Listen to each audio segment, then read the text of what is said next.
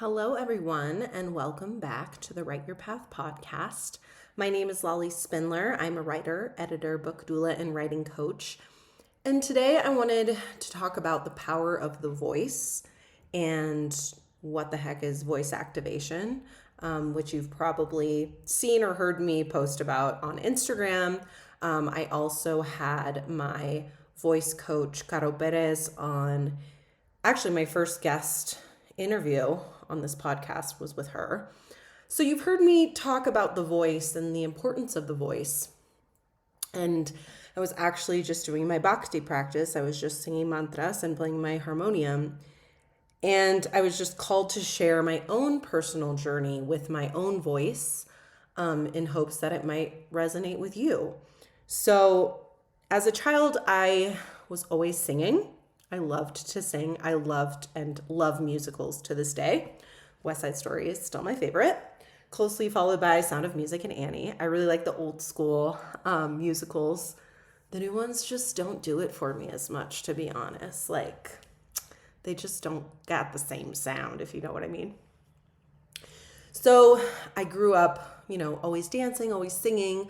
And one thing that Caro actually said in my episode with her was that singing and dancing are our most vulnerable states, which is why as children, we don't think twice when we dance or we sing out loud because we don't care. We haven't been adultered yet, right? We haven't become adults and been through that process of socialization that makes us feel uncomfortable or sheepish or embarrassed when we dance or we sing, right? We're just like pure little beings. And with dancing, I never really lost that, right? I've always just kept dancing. I have fun with it. I don't really give a shit what people think because I'm doing it for myself, right?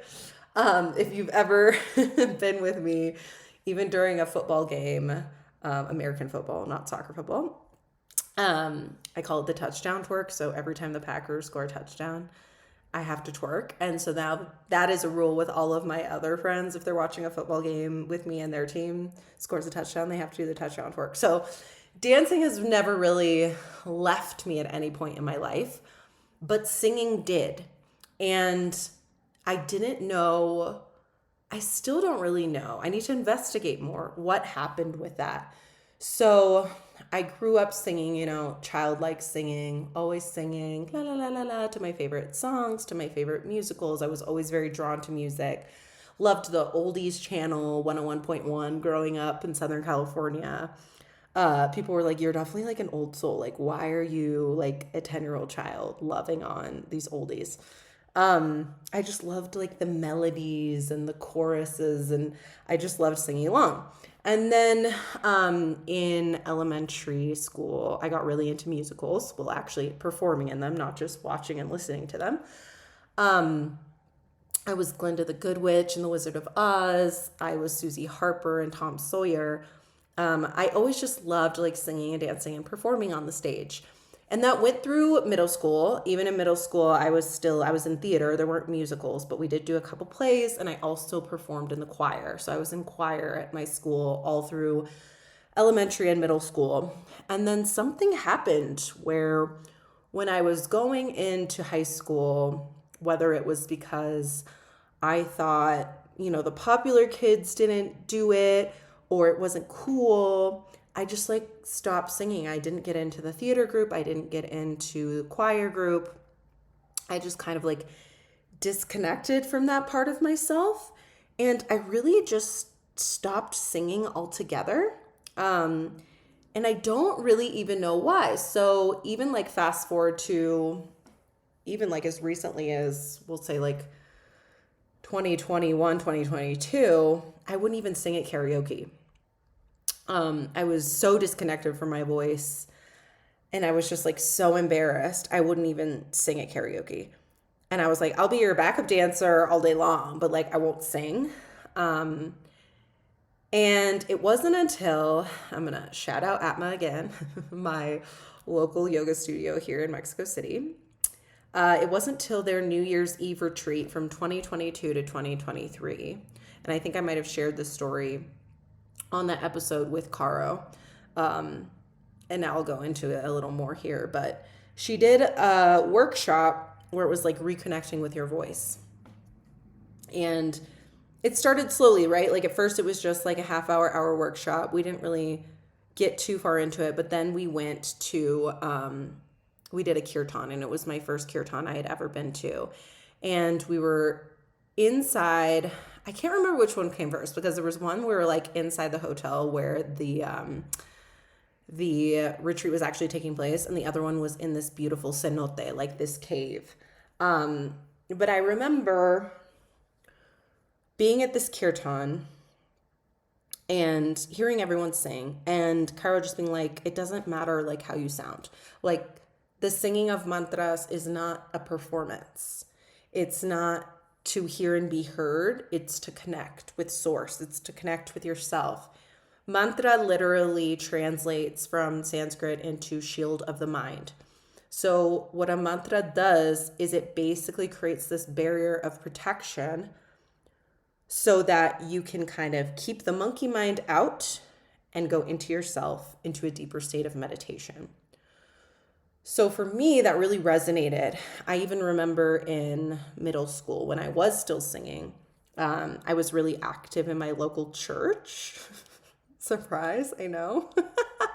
I was really into church in middle school. And I think it's because like that's what my friends did. So like I just wanted to be with my friends, and I was like, Jesus, cool. And it was like this local evangelical church. It was like fairly small. It was in Seal Beach, called Seacoast Grace. And they had like a youth group, right? And I was so into it that at one point I went to this summer camp with the church group. It was like a week-long Jesus camp. And I remember singing to God, singing to Jesus, singing to the divine source, whatever you want to call it, and feeling super connected. And later on, I was like, I didn't even really believe what I was saying. At that point, I did. Later on, I'm like, but I still remember that feeling. And so, take me back to this kirtan I was telling you about. And I felt that connection again. That my voice was being used to connect with something bigger than myself. And I was like, damn, I've felt this before in a completely different context, right? At like a Jesus camp in middle school. But it was that same connection to source that I had felt before through my voice. And I was like, you know what? There's something here. There's something here I need to explore. And now being out of that middle school context, like I didn't give a fuck what I sounded like. I wasn't trying to impress anyone. It was just for me and for that connection to source that I wanted to create. So after that kind of experience of that kirtan, we're just going to say the first one was at the hotel we were staying at, because I don't remember the exact series of events. But then they took us to the cenote, this beautiful cave. I'm going to try to find a picture of it for y'all and like link it in the show notes, because, imagine they went in there before we got there and filled it with candles. And you have stalagmites and stalactites. I can never remember which one is the up down, which one's the down up, but you know what I mean. And there were multiple musicians. There was my friend Eddie, my friend Lola, and Caro, all playing different instruments. Eddie plays this beautiful flute that I love. Caro's like singing. And I think she was either playing the guitar or the harmonium. Lola was playing something. I can't remember exactly, but it was just like, we were just filling this cave with sound, with music. And then Caro prompted us to sing, but to listen to ourselves. And so as I was singing, I started listening to my voice, and I started crying because I was like, oh my God, like my voice is so beautiful in the sense that it can connect with something else. It's so healing and powerful in and of itself, not as a part of me, but as a tool, as an instrument. And I heard that for the first time in so long, and was probably aware of it for the first time ever, because I never thought of my voice in this way. And I was just sitting there. I remember I was like, my back was up against some rock, and I had gone by myself, like away from my friends, so I could be closer to the musicians. And I was just sitting there by myself, just like hearing my voice, really for the first time in so long, just like listening to it and just like crying. And I was like, all right, like I gotta reconnect with my voice because I have shunned her. I have ignored her for so long, and she's dying to come out. And if you've ever been with me when I'm singing, you know what I mean. When I sing, especially to Kali, who's like the goddess of destruction and fire, and like she's super fiery and wild and savage, right? When I sing to her, I am like, my whole body's in it.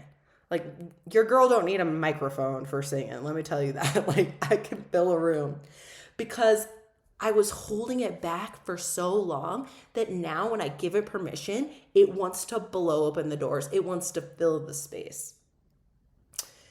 And so now that I'm consciously aware of that, I was like, damn, I really got to rekindle this connection with this part of myself, because that's what we tend to do, right?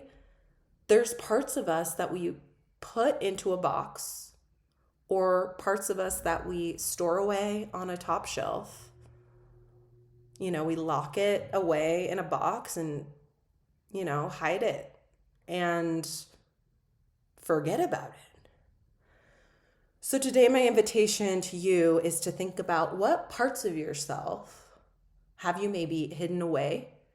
It could be because of a trauma. It could have been because of embarrassment. It could have been because you thought it wasn't cool, or you had used that part of yourself before and it didn't work, and you didn't want to experience that failure, that rejection again. I invite you to interrogate what parts of yourself you may have hidden away with lock and key.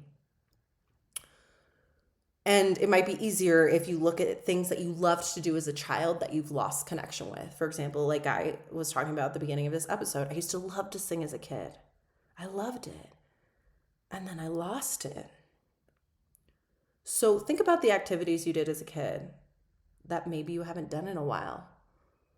Or what aspects of that activity can you look at?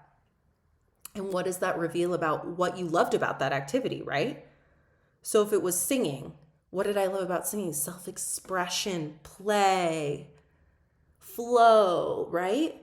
So I needed to reconnect with those things in myself. And yes, for me, it was through reclaiming my voice and singing again. But for you, it might be something else. How else can you connect to flow? How else can you connect to play, to movement, right?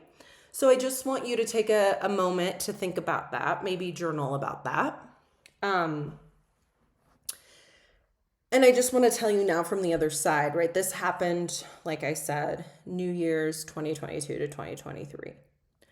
So ever since that point in my life, I was very intentional and conscious and aware that I needed to reincorporate this part of myself back into my life, back into my being, back into my conscious awareness. So I just didn't stop singing, right? Every time there was a kirtan, so Atma now hosts them pretty regularly, but I would go like once a month to sing, just kirtan with the local community, with my local sangha, and just play with my voice. Like Carl really encourages us to play. So mantras are repetitive, intentionally, because like I said, they are supposed to help you create that shield of the mind and get you into a meditative state. So you tend to be singing the same lyrics over and over. Lyrics, mantras, not exactly lyrics, but if we're using Western terminology. And it's like the cadence doesn't really change and the notes don't really change, so that it becomes automatic, so that you can let your mind you're doing it on repeat, on autopilot, so that your mind can then kind of go in and connect and get into that deep meditative state. I'll just share one experience when this happened to me. I was at a kirtan in the south of Mexico City at another studio called Yoga Cool. And there were like, oh my God, like 10 musicians. There was a guy on violin. There's like guys on percussion. There's people on harmoniums. There's people like a fiddle. There were so many. And Eddie was there playing again. I think he was playing the flute. He plays like all these different instruments. I'll actually link to his Instagram so you can check him out. He's a very talented musician. He's actually a pilot too. Hi, Eddie. Very dynamic guy. And I was just like, wow, this is so beautiful. Listen to all these like instruments playing in harmony. This mantra together, we're all singing. And then all of a sudden it was like, boom. Like I'm trying to think of an analogy. Oh, okay. This is a great analogy. I don't know if y'all have seen Get Out. It's one of my favorite movies.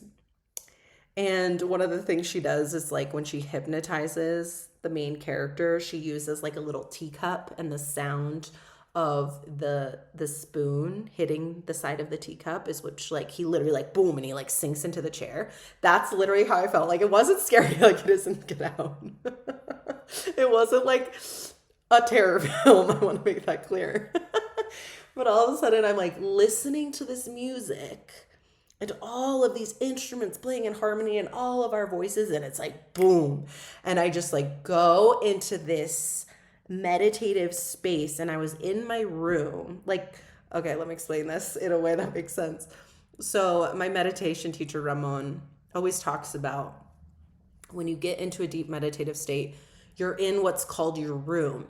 It's not like a physical space room that you've ever seen before, but you know it's your space, your meditative room. It's really hard to explain, but for me, I was in mine and everything was white. And that makes sense because whenever I'm doing like a protection visualization, I'm always covering myself with white light. I've actually done a white light meditation visualization on the podcast. I'll also link to that episode. I used it as like a body scan in the episode, Having a Body is a Privilege, to Stop Hating Yours. I'll link to it. Anyways, so everything is white in my room. It's divine. It's pure. It's connected. And it's like a white space. It was circular. And there's like a white table. There's like white couches all over. And I'm just like there and existing in this space. And then that's when also like other things come through when I'm in that state. So my partner Miguel's grandmother, I could feel her with us. And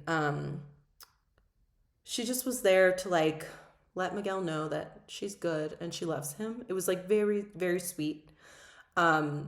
Just stuff like this kind of like happens when I'm in that state. I just connect kind of with other frequencies, we'll say.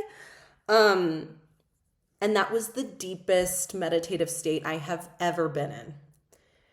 And I could hear from my physical body, right? From my ears, I could hear this kirtan happening around me, but physically I wasn't there. I guess it would be more like mentally I wasn't there. Like I could perceive it with my physical being, but I was somewhere else. And I was in that state for at least an hour. And when you get into that state, you don't want to get out. You're at such peace that you know at some point you're going to have to return to your body and return to the physical realm, but you don't want to. So you try to stay there for as long as you can. And so I remember I was sitting on this like old chair. Thankfully, I was comfortable. That's the thing. So the whole reason we do the yogic practice of asanas or postures or the physical practice is so that we can sit in meditation comfortably. That's the only reason that the physical practice of yoga exists, because people think yoga is the physical practice.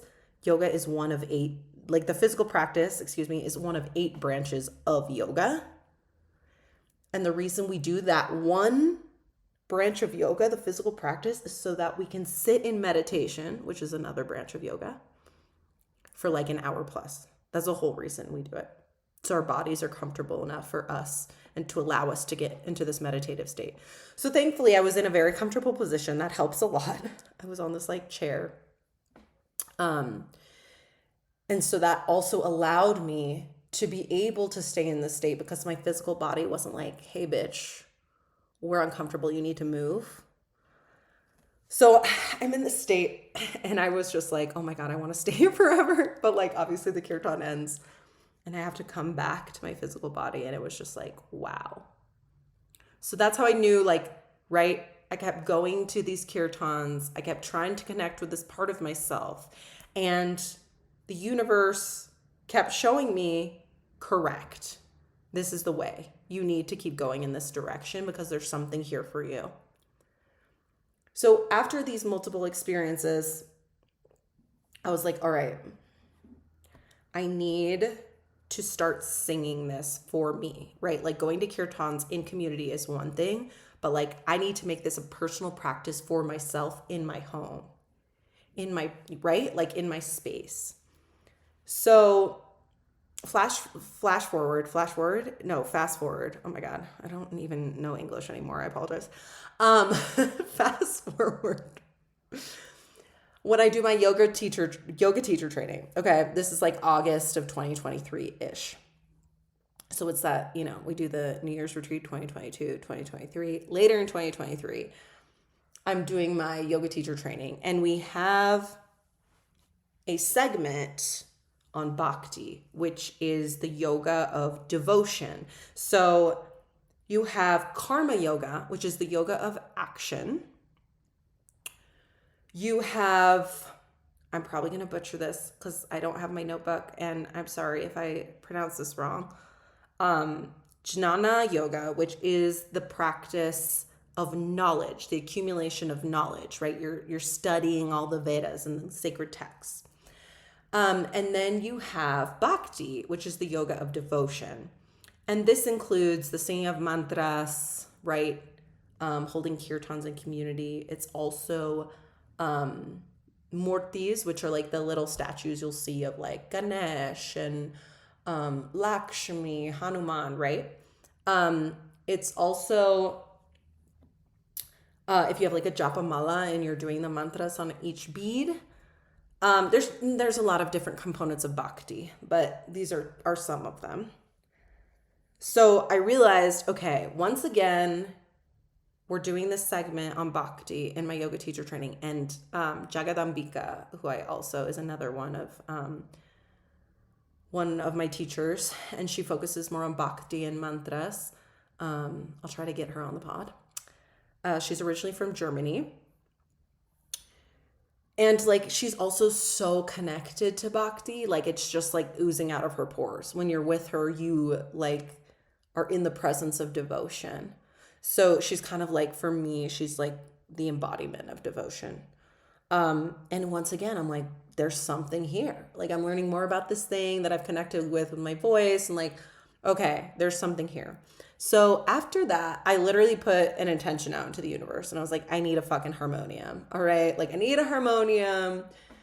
I need to learn how to play the harmonium. I grew up playing the piano, which, was another way I would use my voice. I would play the piano and I would sing. Like, every Christmas, I would bring out all the little Christmas tunes and I would like get dressed up in my Christmas outfit and sit at the piano. And while my whole family was there, I would just like play Christmas songs and sing at the piano. Like, oh my God. Thinking about that, it's like, so like traditional little like Lolly and her little Christmas movie. Anyways, so I had, previously connected through my voice and through sitting at the piano. And the harmonium, if you haven't seen one, I say it's like a seated accordion. So, and it's wooden. So instead of like plastic, like an accordion, it's a seated accordion made out of wood. And it's like kind of like a weird fusion of like wind instrument because it has like a lung on it. And so you're constantly pushing air, for me with my left hand, into the instrument. And then you're playing the keys to release the air and make the sound with your right hand. So I was like, look, I already play the piano, so my right hand will know what to do. So I just got to learn half the instrument, right? So I put this intention out into the universe that I want a harmonium. And then within, I want to say it was like within a month, maybe two, I'm in a ton of like WhatsApp groups for women in Mexico City. And this woman posts, like, I rarely go into these groups also. Let me preface that. I will like go in there occasionally, like very rarely, to see like what's up. And this girl was like, I'm moving back to Germany and I need to get rid of some stuff before I go. So I'm like, oh, let's just look what she's selling, right? I start looking through her photos, and one of them is this beautiful fucking harmonium. And I'm like, no fucking way, this is my harmonium.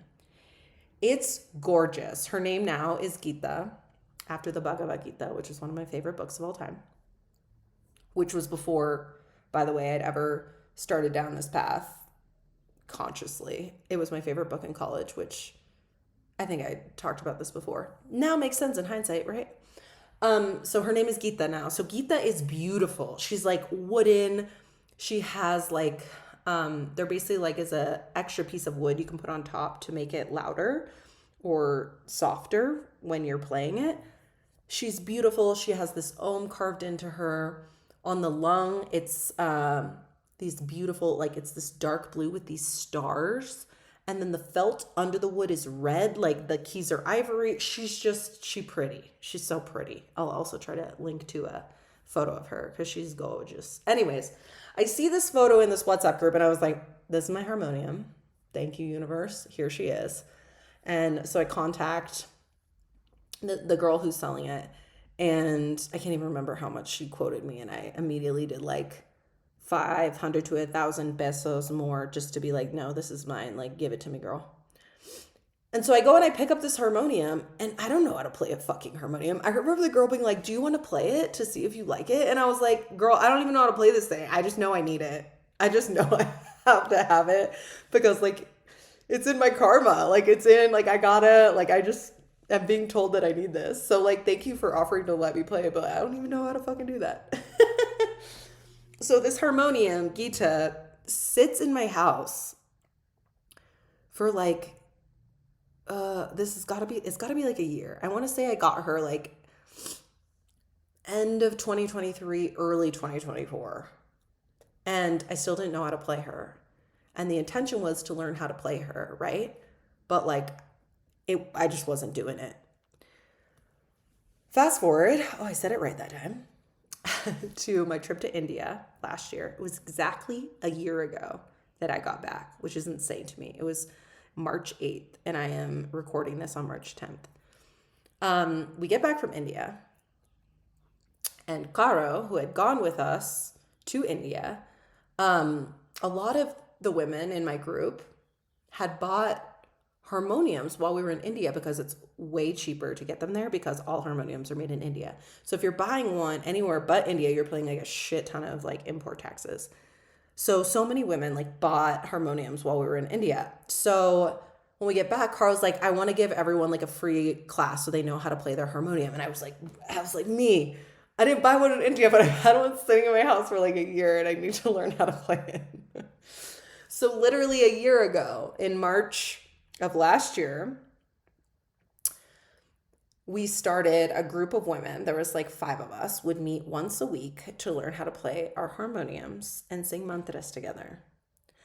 And it was so beautiful. It was so nourishing for my soul, right? Because my friend is an incredible teacher. She literally studied singing and performance at Berklee School of Music. Like her voice is unreal. And she also knows how to play like a ton of instruments, one of which is a harmonium. So I have this like amazing teacher in my home who's also my friend, and like all these other beautiful women who we went to India together. A lot of them, we did our yoga teacher training together. I think actually all of us had done our yoga teacher training together. So we like are part of this tribe. We're part of this sangha, and we're meeting once a week, and we're like learning, and we're playing, and we're just like offering space to each other to explore, right? Like we're not professional singers. We're all learning this instrument. And honestly, I couldn't have thought of imagined a better way to learn this instrument and to connect with mantras and with bhakti in this, like it was the best way to learn and to reconnect with myself. and with my voice and with my musicality, right? I hadn't played an instrument in a long time. And I just felt held in the space to like explore and to learn. And that ended in December of last year. So we played together from March to December. And I was like, all right, I think this chapter has, I don't want to say closed, right? It's never closed. But I was ready to like move on. And I still invite them anytime they want to like come over and play, because I do miss my house being filled with the songs of others. It was really beautiful. But I was like, all right, now that I've learned all of these mantras, I need to start integrating. I need to start practicing. This is like the next phase, right? You have all this knowledge. Now we need to integrate. And so now I'm in that phase, and I'm actively trying to start singing for others who have not had this acercamiento, this exposure to mantras, to kirtans, to this space that it can create around us and this peace it can really give us. So that's like really what phase I'm in right now with my voice, with my singing of mantras. And so if you're ever in Mexico City and you are intrigued, I always tell people they can come over and sing with me. You don't have to sing like Miguel, my partner, does. He just meditates. So you can just listen and meditate. You can sing with me. I think the benefits come from singing. You don't have to be a professional singer. You're not performing for anyone. I also have a mantra playlist that I will share in the show notes. And the next little step I want to take for myself is recording myself singing some of these mantras and playing the harmonium so that I can put that medicine out into the world for anyone who's interested. So whenever I do that, I will update the show notes. But you can also follow me here on Instagram, and I will definitely publish when that has been recorded and is released into the world. Like, don't expect high quality audio. I mean, you're listening to my podcast right now. Like, I'm not a sound editor. I'm not going to be spending hours like fixing levels and shit. Like, it's just going to be me singing live in my room. Like, come on. So no high expectations there, but just think of it as like a live album, right? So that'll be like my next step that I want to do for myself on this journey. So please, if you're ever in Mexico City, please stop by my home and we'll sing together, and just hit me up if you're interested in learning more about mantras or bhakti, or reconnecting with the voice. Because at the end of the day, you know, I'm a storyteller. I'm a writer, editor, book doula, writing coach. I say it at the intro of every episode. The essence of that is I am a storyteller. And in order to tell our stories, we have to connect to our voice. Because how can we possibly tell our stories, whether spoken or written, if we're not connected with our voice? And so this really has been medicine for me to reconnect with the essence of what I do. You know, like, I can't help people tell their stories if I can't help them connect with their voice. And so through this process of me reconnecting with my own voice, I'm reconnecting with my own story and my own storytelling powers. And by doing that, I can now teach others how to do the same. So stay tuned, because I will be talking more about storytelling and the power of our stories and telling them in a future episode. So thank you so much for being here. Thank you so much for listening. If you could give me a follow, I would be forever grateful. And I can't wait to see you on the next one. Ciao.